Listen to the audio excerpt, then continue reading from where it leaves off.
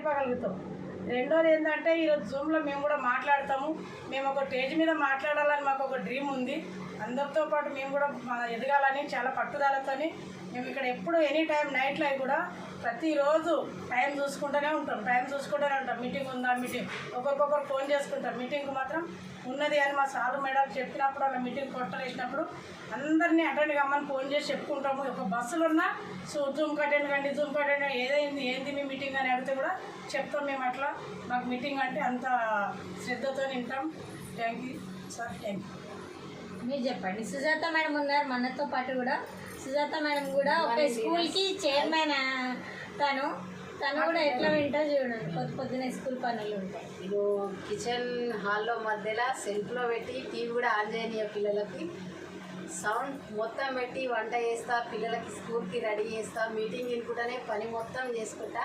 నా పని అయిపోతుంది, మీటింగ్ కూడా అవుతుంది. మొత్తం శ్రద్ధతో వింటా, చేయాలని పట్టుదలతో మాత్రం ఖచ్చితంగా మీటింగ్ మాత్రం వింటా. ఎందుకు మేడం జూమ్ అంతా మీకు ఎవరైనా డబ్బులు ఇస్తున్నారా జూమ్ అటెండ్ అయితే? చెప్పండి. ఇది ఒక కోరిక, చెయ్యాలి, దీంట్లో ఉన్న మన డిపార్ట్మెంట్ ఎండ లేదనేసి జూమ్ వింటే మనకు తెలియని విషయాలు కూడా తెలుస్తాయి, నేర్చుకోవాల్సిన విషయాలు కూడా నేర్చుకుంటామనేసి వింటాం మేడం.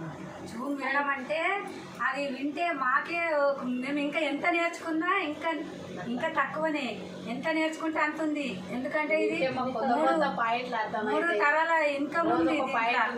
అందుకని రోజు ఒక కొత్త పాయింట్ వస్తుంది. ఎవరు ఏం మాట్లాడతారో తెలుస్తుంది కాబట్టి అందుకనే మాకు జూమ్ అంటే చాలా ఇష్టం. ఎప్పుడు పెడతారా రాత్రి చూస్తాము.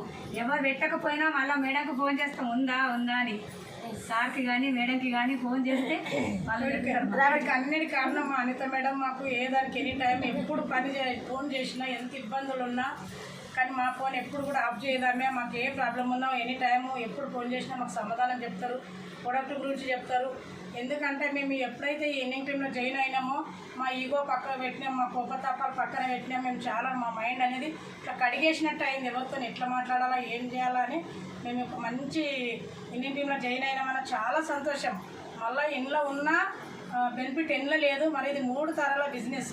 ఈ వయసులో నేను చేస్తున్నా అంటే మీరు కూడా అందరూ దయచేసి గమనించండి. Thank you madam.